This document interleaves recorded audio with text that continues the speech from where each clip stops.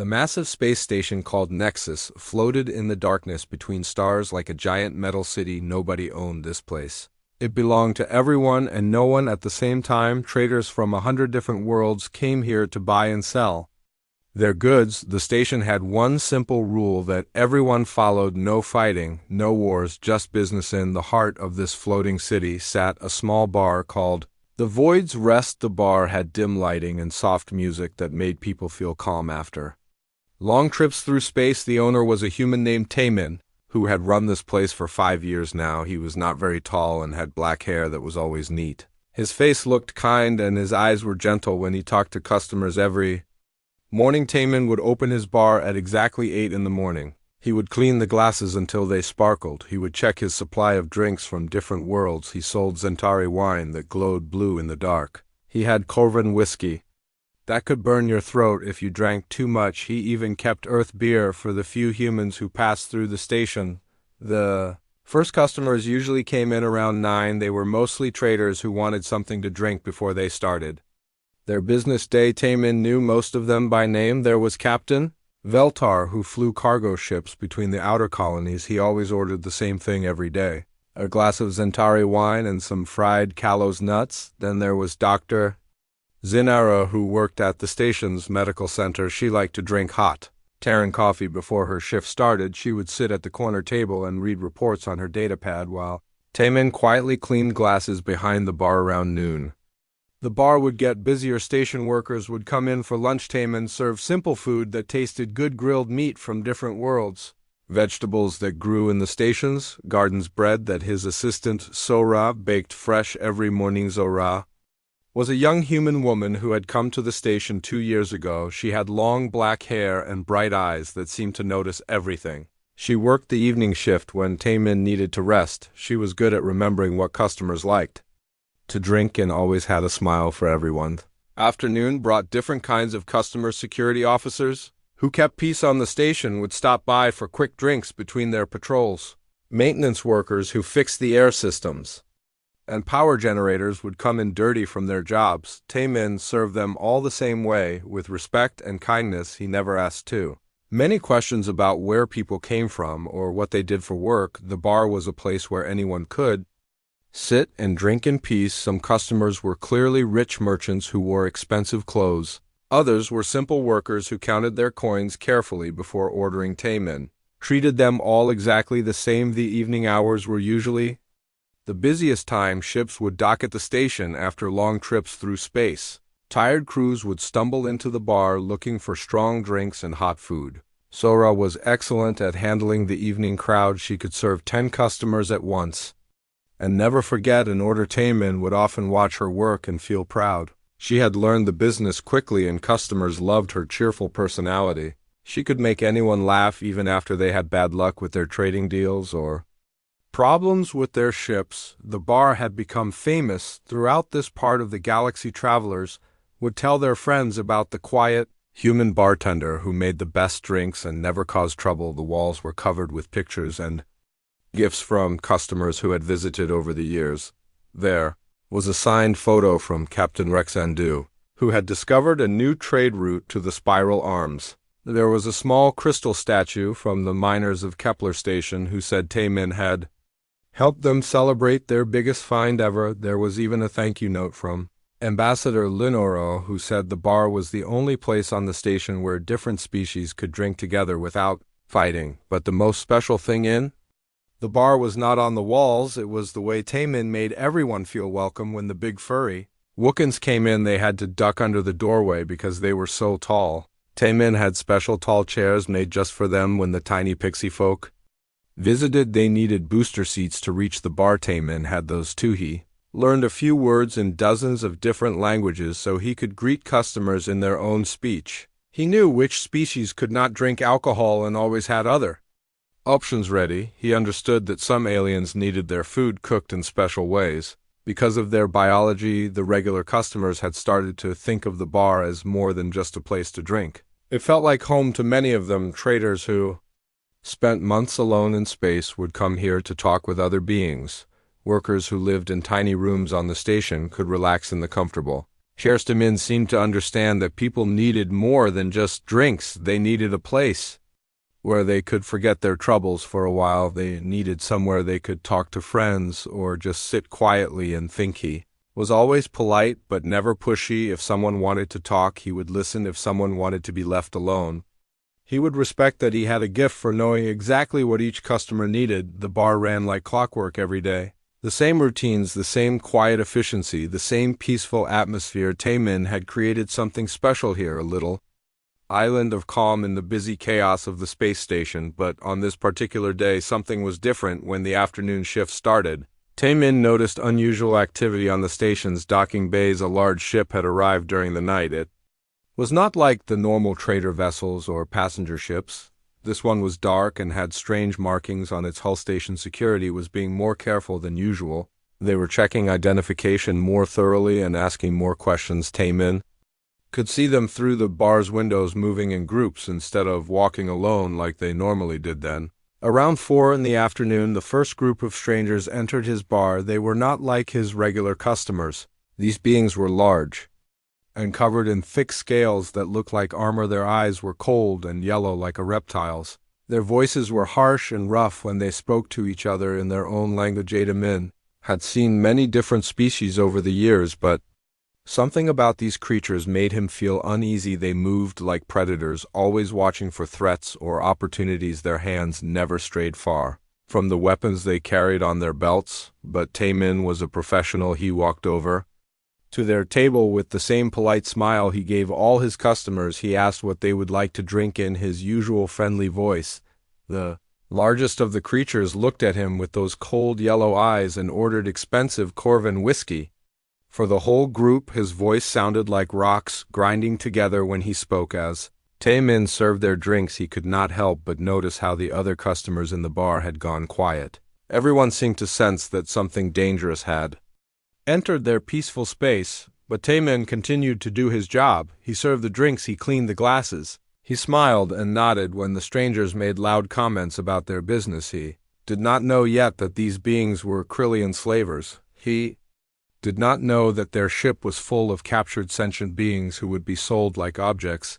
He did not know that his quiet, peaceful life was about to change forever. All he knew was that for the first time in 5 years, his bar did not feel safe anymore. The next morning brought horror to Nexus Station that no one was prepared for. Taemin was opening his bar as usual when he heard shouting from the main corridor outside. He stepped out to see what was happening, and his blood turned cold at the sight. Before him, a long line of beings was being marched through the station's central area. They were chained together with heavy metal restraints around their wrists and ankles. The chains made terrible clanking sounds as they walked. Station security officers stood nearby, but they did nothing to help. Leading the procession were the same Krillian creatures who had visited his bar the night before. They carried electric prods and used them to keep the prisoners moving forward. Anyone who walked too slowly got shocked with the painful weapon stand and felt sick as he watched the parade of misery pass by. The prisoners came from many different worlds and species. There were tall blue centaurians with their elegant features, now marked by bruises and cuts. There were small furry Takani whose normally bright fur had become dull and matted. But what made Taemin's heart stop were the humans in the group. He counted at least 20 human beings among the prisoners, men and women of different ages.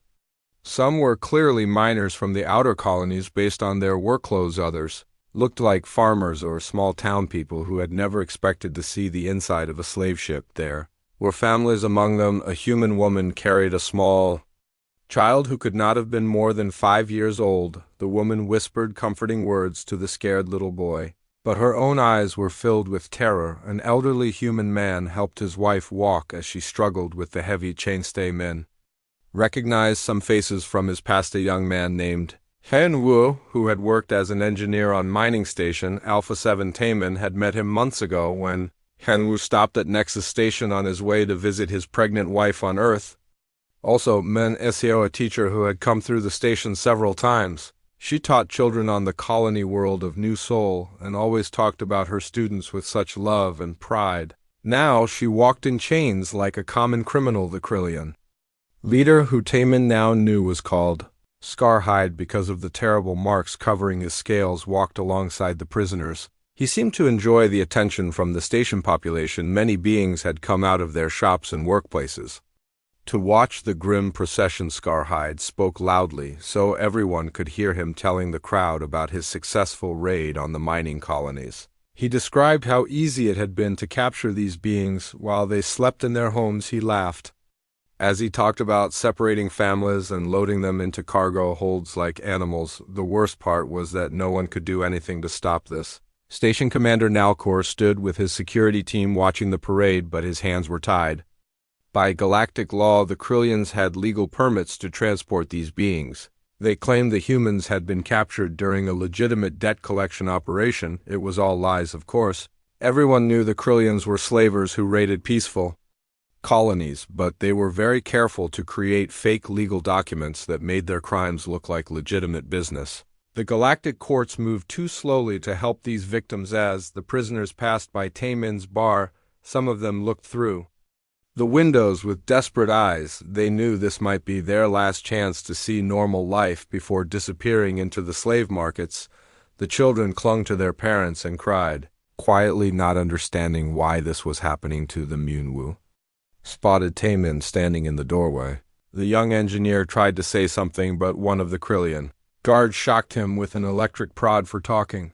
The pain made him fall to his knees, but he kept looking at Taemin with pleading eyes. Taemin felt his hands clench into fists. He wanted to rush forward and tear those chains apart. He wanted to grab one of the guards' weapons and turn it against the slavers. But he knew that would only get more people hurt. The Krillians would kill prisoners if anyone tried to interfere, so he stood there and watched as people he knew were marched away to lives of misery and slavery. The procession finally moved past his bar, heading toward the docking bays where the Krillian ship waited. The prisoners would be locked in cargo holds for the journey to the slave markets. They would be sold to whoever offered the highest price. Some would work in mines until they died, others would become servants, or worse, after the prisoners disappeared from sight. The station's population slowly returned to their daily routines. Everyone pretended that what they had just witnessed was normal business. But Taemin could see the shame and anger in their faces. They all felt sick about what had happened, but none of them knew what to do. Min returned to his bar, but found it impossible to concentrate on his work. His hands shook as he tried to clean glasses. Sora arrived for her shift and immediately noticed something was wrong. She asked him what had happened, and he told her about the prisoners and the people he had recognized. Her face went pale as she listened. She had grown up believing that slavery was something from the past, not something that still happened in the civilized galaxy. That afternoon, very few customers came to the bar. Word had spread quickly about the slave parade, and most beings on the station felt too disgusted to go about their normal activities. A few people who did come in sat quietly and drank without talking much. Around evening time, the Krillians returned to celebrate their successful business venture. They filled several tables near the back of the bar and ordered the most expensive drinks Taemin had in stock. They were loud and crude, talking about their prisoners like they were discussing livestock. Scarhide described how much money he expected to make from selling the humans. He said human slaves were very popular in certain parts of the galaxy because they were smart enough to do complex work, but not strong enough to cause trouble. The other Krillians laughed and shared stories about previous raids. They talked about the look of despair on victims' faces when they realized they would never see their homes again. They made jokes about families being separated and sold to different buyers. One of the guards mentioned that several prisoners had tried to comfort the crying children during the march. He thought this was hilarious because the adults would soon be sold to buyers who would work them to death while the children would grow up never knowing freedom. Taemin served their drinks with steady hands, but inside he felt like his chest was on fire. Every word they spoke made him angrier. The few other customers in the bar looked uncomfortable and began leaving one by one. Nobody wanted to listen to these monsters celebrate their evil deeds. Sora kept glancing at Taemin with worried eyes. She could see the tension in his shoulders and the way his jaw was clenched tight. She had never seen him look so angry before, and it scared her. As the night went on, the Krillians got more drunk and their stories became even more horrible. They described in detail what would happen to their prisoners at the slave markets. They seemed to enjoy Knowing that their victims were probably listening from the cargo holds of their ship, the worst moment came when Scarhide raised his glass in a mock toast to the human families they had destroyed. He said he hoped the pregnant wife of that engineer would have a healthy baby because children always brought good prices at the markets. That was when Taman realized his carefully built peaceful life was about to end. These monsters had crossed a line that could never be uncrossed. They had brought evil into his sanctuary and celebrated it like a victory. Something dark and dangerous that had been sleeping inside him for 5 years began to wake up. The third day started with news that shattered what remained of Taman's calm. So Ra burst into the bar early in the morning, her face streaked with tears and her hands shaking as she held a datapad. She had been monitoring the station news feeds.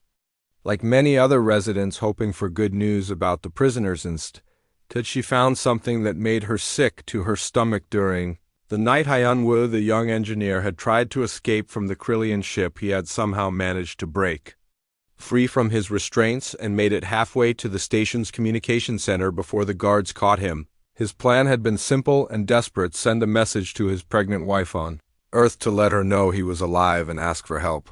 Krillians dragged him back to their ship, but they were not finished with their punishment. They wanted to make an example that would terrify the other prisoners into complete obedience. So they brought Hyunwoo to the station's central plaza where everyone could watch. Scarhide announced over the station-wide communication system that this would show what happened to slaves who tried to run away. He wanted every being on Nexus Station to witness the execution so they would understand the price of interfering with Krillian business. The security footage showed everything in horrible detail. Hyunwoo was forced to his knees in the middle of the plaza while hundreds of station residents watched from doorways and windows. Most were too frightened or disgusted to come closer, but they could not look away. The young engineer was not begging for his life. Instead, he was asking one of the Krillian guards to deliver a message to his wife. He wanted her to know that he had tried to come home. He wanted her to name their unborn child after his father. He wanted her to remember that he loved her until his last breath. Scarhide found this amusing. He told Hyunwoo that human wives were also valuable in the slave markets, and perhaps they would capture her next. The pregnant woman would bring a good price, because buyers like slaves who were already expecting children. Those were the last words Hyunwoo heard before Scarhide crushed his skull with a heavy metal rod. The execution was broadcast live throughout the station. Many beings turned off their screens in horror, but the message was clear. The Krillians would kill anyone who tried to resist them. They were not just slavers, they were murderers who enjoyed causing pain. So Ra showed Taman the footage and broke down crying as she watched. She could not understand how such evil could exist in a civilized galaxy. She begged him to do something, anything, to help the remaining prisoners, but what could one human bartender do against a crew of armed slavers who had legal protection and diplomatic immunity? Taman took the datapad from her trembling hands and watched the footage himself. His face remained perfectly calm, but something terrible was building behind his eyes. The young engineer had died trying to contact his family. The pregnant wife on Earth would never know what happened to her husband.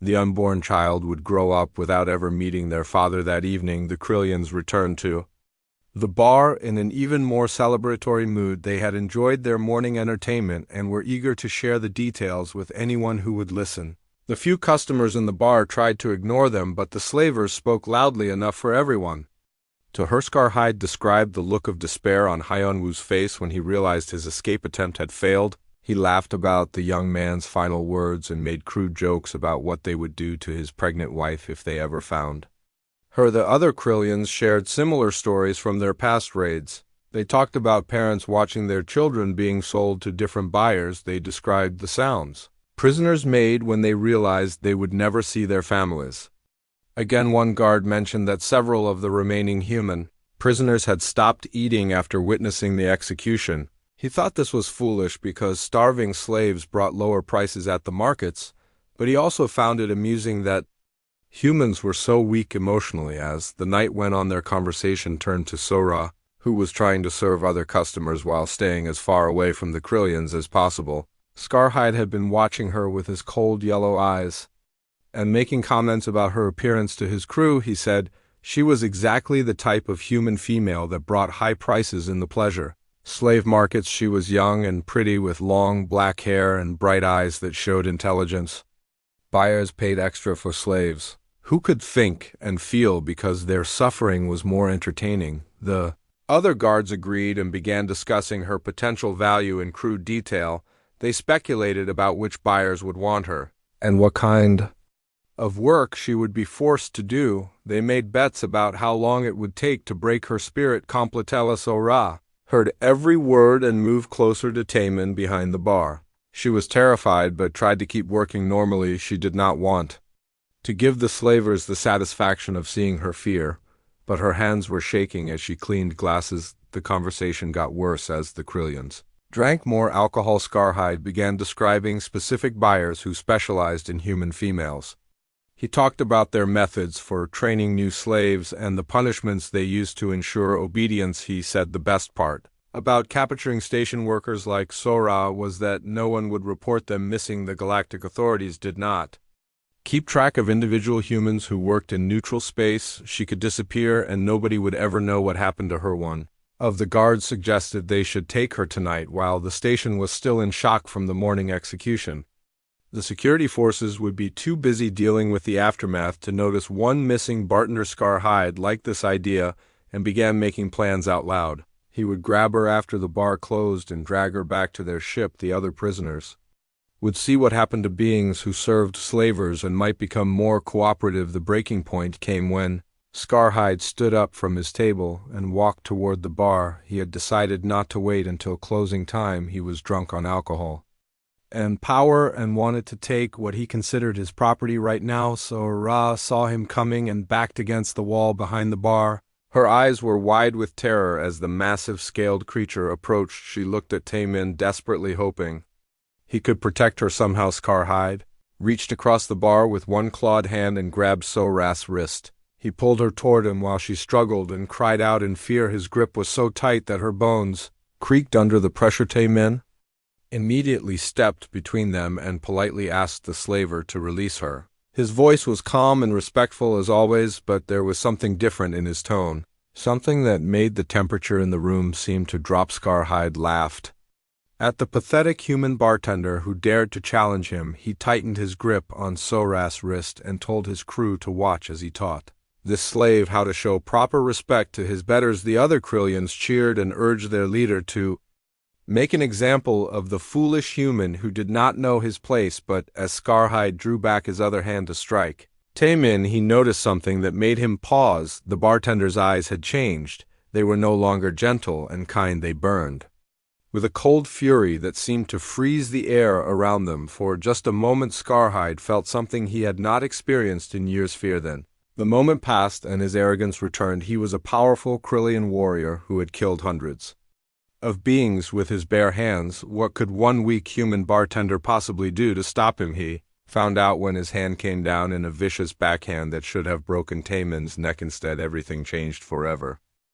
The sound of Scarhide's massive clawed hand striking Taman's face echoed through the bar like a gunshot. The blow had enough force behind it to snap a normal human's neck or crush their skull, but Taman had rolled with the impact in a way that absorbed most of the energy. He spun with the strike and used the momentum to put distance between himself and the Krillian. Still, the hit sent him sprawling across the floor behind the bar. His lip was split and blood ran down his chin, but he was very much alive and very much aware. Sora screamed in terror as she watched her friend and protector get knocked down by the massive alien.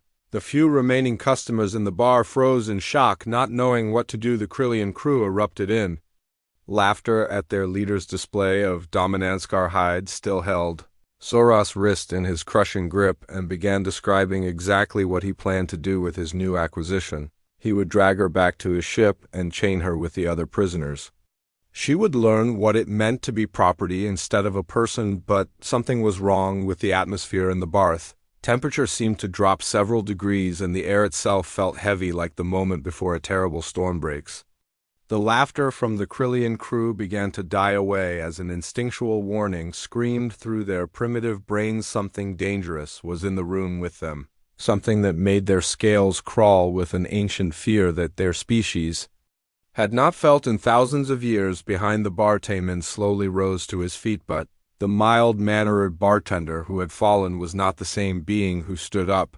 His carefully maintained mask of gentle humanity had cracked and fallen away completely, revealing something underneath that made every alien in the room take an involuntary step backward. His posture had changed from submissive to predatory. His shoulders were squared and his weight was balanced on the balls of his feet like a fighter. Waiting for the signal to attack, his head was held high with the bearing of someone accustomed to command, but it was his eyes that made the difference. Gone was the warm kindness that customers had grown to love. In its place burned a cold fury that seemed to look right through flesh and bone to judge the souls underneath. These were the eyes of someone who had seen real war, someone who had killed before and would kill again without hesitation. When Taemin spoke, his voice carried an authority that cut through the noise in the bar like a blade through silk. Release her now. The words were quiet, but they hit the room like a physical force. Several aliens instinctively moved toward the exits without knowing why. Their bodies were reacting to something their minds had not yet processed. This was not just any human bartender. This was a predator. Scarhide was too drunk and arrogant to recognize the warning signs. He had spent his life bullying weaker beings and could not conceive that anything could threaten him. He laughed again and tightened his grip on Sora's wrist, declaring that he would take whatever he wanted from this pathetic human establishment. That was when the regulars in the bar began to understand what they were. Seeing Captain Veltar, who had been coming here for 3 years, suddenly recognized the way Taemin moved. It was the controlled grace of a trained killer, the precise movements of someone who had turned violence into an art form. Dr. Zinera felt her medical training kick in as she observed Taemin's vital signs. His breathing was controlled, his heart rate was steady, and his muscle tension was that of a coiled spring ready to release devastating energy. The few station workers who remained in the bar started to back toward the doors. They had all heard stories about human warriors during the Great Wars, tales of soldiers who could defeat entire squads of enemy fighters using nothing but their hands and their knowledge of anatomy. But those were just stories, right? Humans were supposed to be weak and peaceful. They were traders and farmers and bartenders who avoided conflict whenever possible. They were not supposed to be dangerous.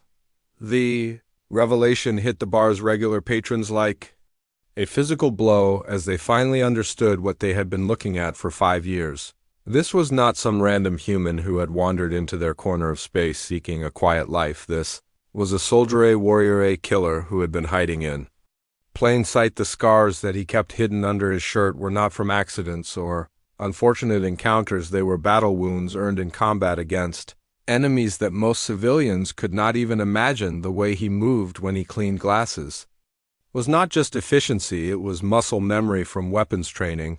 The calm way he handled difficult customers was not just good business sense, it was the self-control of someone who knew exactly how much damage he could do if he lost his temper. The gentle voice he used when talking to children was not natural kindness. It was the careful restraint of someone who understood that his hands were weapons that could kill with a single mistake. Everything about Taemin that had seemed ordinary was actually extraordinary. Everything that had appeared weak was actually the most dangerous kind of strength. Under perfect control, Scarhide finally seemed to sense that something had changed in the room. The laughter of his crew had stopped completely, and they were all staring at the human behind the bar with expressions of confusion and growing concern. But the Krillian leader was too committed to his course of action to back down now. He had declared his intention to take the human female, and his reputation among his crew depended on following through. Besides, what could one human possibly do against a Krillian warrior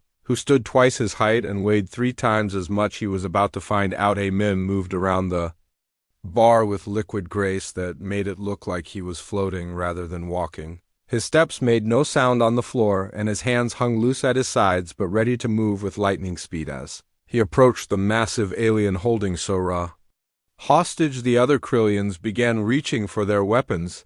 They could sense that their leader was in danger, even if they could not understand how or why. But Taemin was already calculating distances and angles. He could see the positions of every Krillian in the room. He knew exactly where their weapons were and how long it would take them to draw. He had identified the weak points in their anatomy and planned his attack accordingly. This was what he had been trained for during the war against the Void Stalker's close quarters combat against multiple opponents who were larger and stronger than humans. The trick was not to fight them on their terms. The trick was to make them fight on his. When Scarhide saw the human approaching, he decided to end this pathetic display of defiance with one crushing blow. He released Sora's wrist and drew back his massive fist, intending to punch a hole through Taemin's chest. The strike came down with enough force to dent steel plating, but Taemin was no longer there. He had moved with inhuman speed and precision, slipping past the attack and positioning himself exactly where he needed to be. What happened next would be talked about in bars and trading posts throughout the galaxy for years to come. The night the human bartender revealed what humanity was really capable of, the night that changed everything. What happened next occurred so fast that most witnesses would spend years trying to understand what their eyes had seen. Scarhide's massive fist came down like a falling meteor, aimed at the spot where Taemin had been standing, but the human was no longer there. He had moved with impossible speed, flowing like water around the attack, until he stood directly beside the towering Krillian bear. The alien could react. Taemin struck. His hand shot out like a striking snake, fingers extended and rigid, targeting a specific point on Scarhide's throat. The blow looked gentle, almost like a tap, but it hit a nerve cluster that controlled the alien's breathing and vocal cords. Scarhide tried to roar in rage, but no sound came out. His throat had been paralyzed by the precise strike. He could not breathe properly, and panic began to fill his yellow eyes as he realized something was terribly wrong. Taemin did not pause to admire his work. He was already moving toward the next target. The nearest Krillian guard was reaching for his plasma rifle, but his movements seemed slow and clumsy compared to the human's liquid grace. Taemin grabbed the alien's wrist and twisted it in a direction that nature never intended. The sound of breaking bones echoed through the bar as the guard's arm snapped at the elbow. The rifle clattered to the floor as the Krillian screamed in agony too. More guards rushed forward from different directions, thinking they could overwhelm the human with numbers. They had fought many battles and knew that even the most skilled warrior could not defend against attacks from multiple angles. They were wrong. Taemin seemed to dance between their strikes, never where they expected him to be. His movements were so fluid that he appeared to be in three places at once. One moment he was ducking under a clawed swipe, the next he was behind his attacker, striking nerve points that dropped the massive alien like a stone. The third guard managed to draw his weapon, but Taemin was already inside his reach. The human's hand chopped down on the alien's wrist with surgical precision, hitting the exact spot needed to cause complete numbness. The guard dropped his gun and stared in shock at his useless hand. Before he could process what had happened, Taemin struck again. This time his fingers found pressure points on the guard's neck that caused instant unconsciousness. The Krillian collapsed in a heap, his massive body hitting the floor with a thunderous crash. The remaining guards had finally drawn their weapons, but they hesitated to fire. They could not get a clear shot without risking hitting their leader, who was still struggling to breathe. That moment of hesitation was all Taemin needed. He moved through them like death itself. Each strike was placed with perfect accuracy, targeting nerve clusters, joint connections, and pressure points that could disable without killing. These aliens were slavers and murderers, but Taemin was not an executioner, at least not yet. Within 30 seconds, every Krillian guard in the bar was either unconscious or writhing on the floor in pain. The only one still standing was Scarhide, who had managed to partially recover from the throat strike, but was still gasping for air. The massive alien leader looked around at his defeated crew with disbelief in his yellow eyes. How was this possible? His warriors were trained killers who had conquered dozens of worlds. They carried advanced weapons and wore body armor, yet they had been destroyed by one human using nothing but his bare hands. Sora stood pressed against the wall, watching the impossible scene unfold before her. The gentle bartender she had worked beside for 2 years had just defeated an entire crew of armed aliens in less than a minute. The few customers who had remained in the bar were backing toward the exits, their faces filled with awe and terror. They had just witnessed something that would haunt their dreams for the rest of their lives. Taemin turned his attention back to Scarhide, who was slowly backing toward the door. His confidence was completely gone, replaced by something the Krillian had not felt since he was a child, pure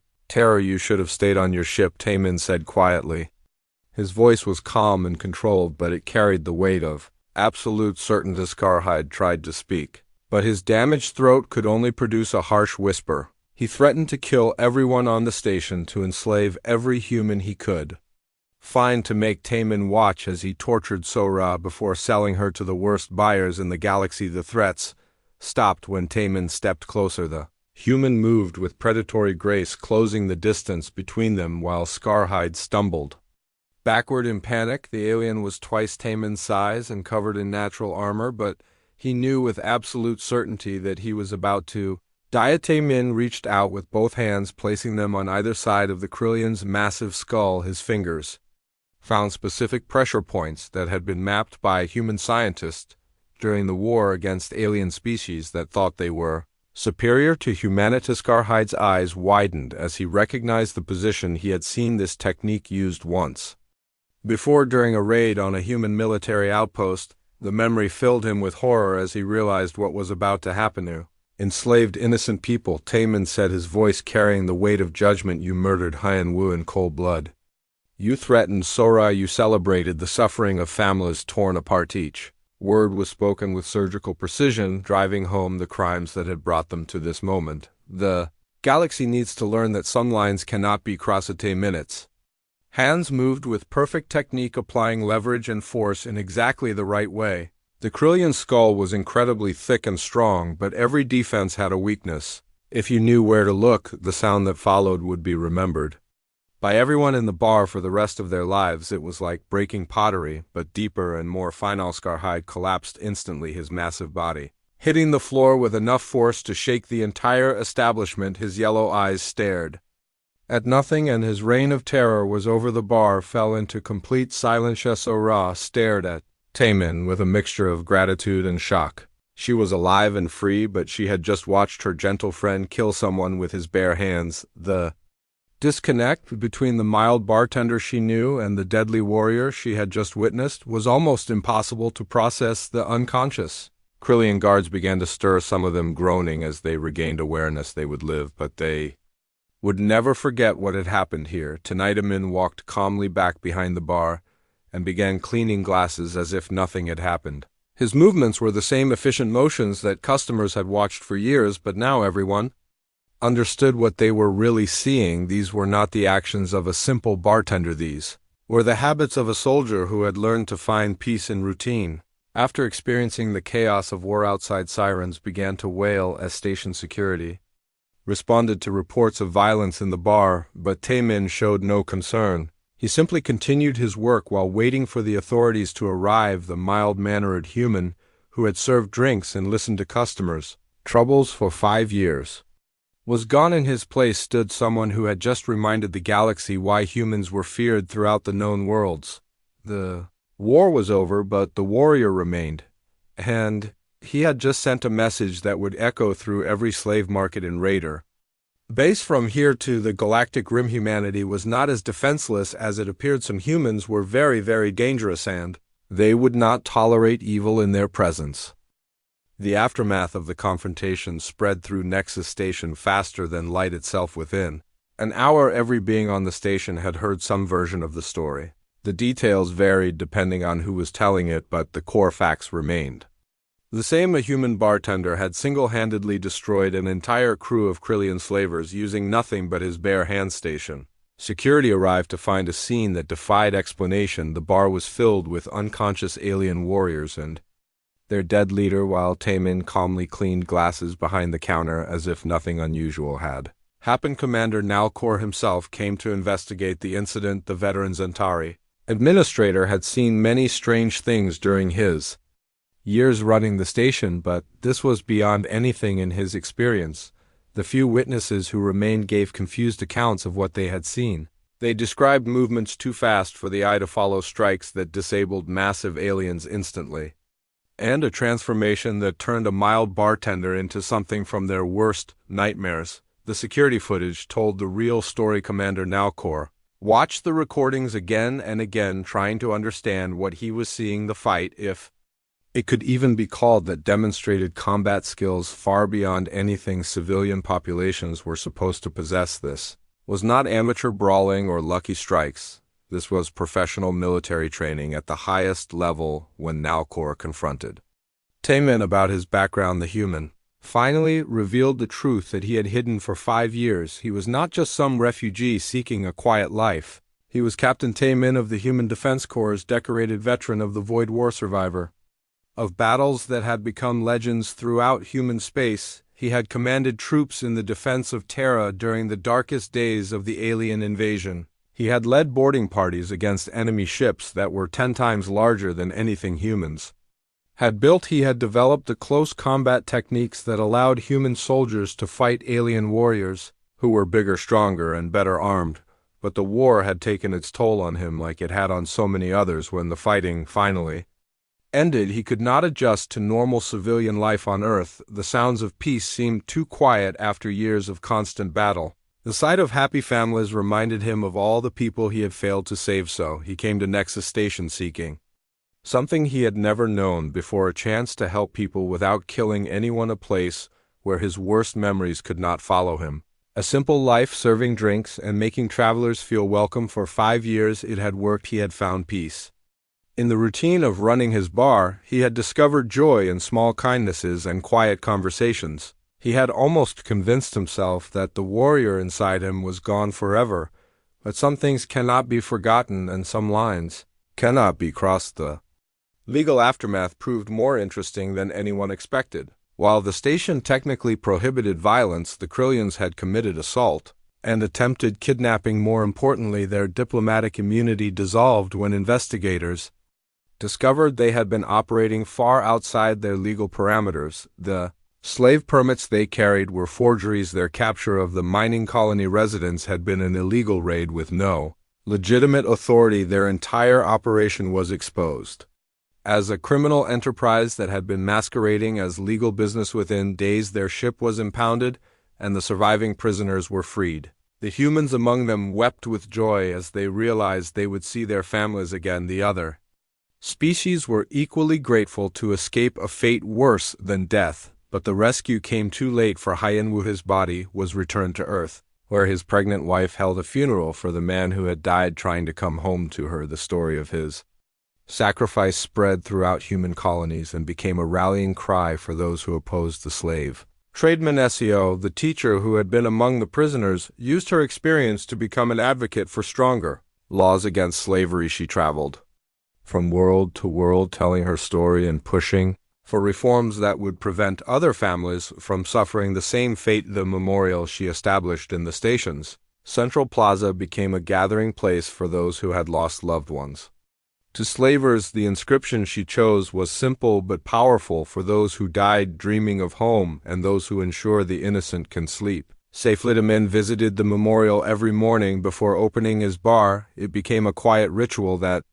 reminded him why some fights were worth having, why some evils could not be ignored, why peace sometimes required violence. Word of the incident spread throughout the galaxy's communication networks faster than any government could control. The story grew in the telling, becoming legend as it passed from world to world. Some versions claimed that Taemin had fought 100 slavers. Some said he had destroyed their entire ship with his bare hands. Others insisted that he was part of a secret human military unit that was still active, but the core message remained consistent wherever the story was told. Humans were dangerous not because they sought violence, but because they would become violent when protecting what mattered to them. Slave traders throughout the galaxy began avoiding stations and worlds with human populations. They could never be sure which mild-mannered shopkeeper or quiet farmer might actually be a trained killer waiting for someone to cross the wrong line. The bar itself became